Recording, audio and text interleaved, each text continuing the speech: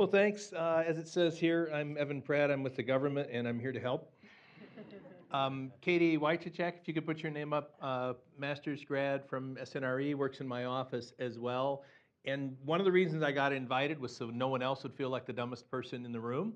So if you're feeling uncomfortable here, just look this way. I'm a guy who didn't even know I went to a research institution until 5 years after I graduated.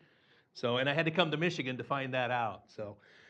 Katie, though, is kind of my translator. What I'm going to do is walk through just a quick overview of what my office does. Water Resources sounds like it covers a lot of bases, and I do it because there is an opportunity for a policy impact at the state level, not because the pay is half what I used to make as a consultant. But more importantly, Katie's a little bit better, I guess, at translating, things that we need into, a nice little one-page proposal sheet of, this would be a fundable type of thing. So I'm going to spend 4 slides on sort of stuff we do, and then 1 slide summarizing things that I've thought of that might be opportunities, which is probably just the tip of the iceberg. So first off, concerns. The concerns we have are, our sources of aquatic pollutant loading. You can read for yourself there. And there's 4 or 5 areas where we have impacts. Household hazardous waste. I've got quite a bit of drainage infrastructure. I'll show you a slide. So one of the top policy impacts, my predecessor was really big on trying to implement infiltration as a requirement as land is changed, as development or redevelopment occurs. Unfortunately, she was unable to implement it. We did kick off about 2.5 years ago requirements where the first inch of rainfall is required to be infiltrated into any developments, basically throughout Washtenaw County, unless the developer can demonstrate otherwise, i.e. there's clay soils and it won't uptake. So this is Maple Village, where Plum Market and the Secretary of State are. Used to be the biggest sea of pavement this side of Briarwood Mall. And what you can see is I have traffic islands that are raised up, let's soak the water into the ground, and the light colored pavement is actually porous asphalt, so it all rolls down a hill and soaks it into the ground. That's our goal throughout.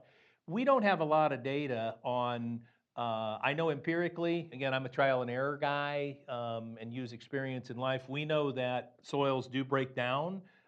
Clay soils can be turned into permeable soils by deep-rooted native vegetation. We've got a consultant. My research budget is about $8,000 out of a $3.5 million budget. I just don't have the statutory authority to spend a lot of investigating time.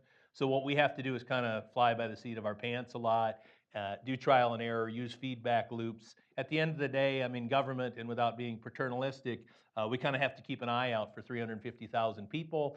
And basically, you do that with good public policy, effective public policy, and efficient processes. So we actually deal with home toxic. The 2 big pieces of pie are paints.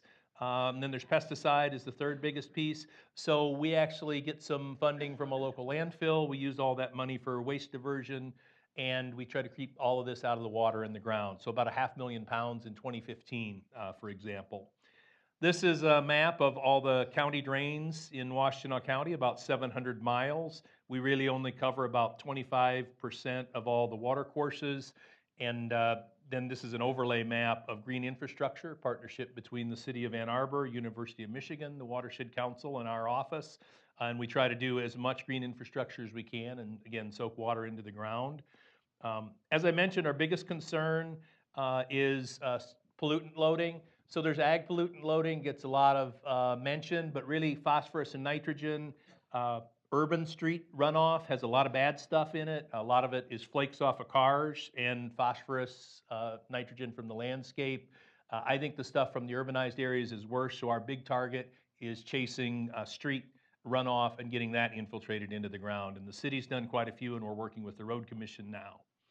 So these are kind of just a summary of areas. We could use help researching how much uptake we're getting, how much diversion we're getting from road runoff.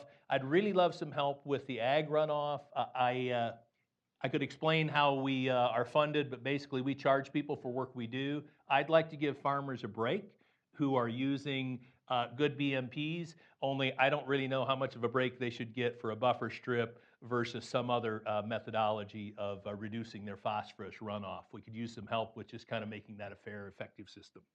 And that's all I've got to say.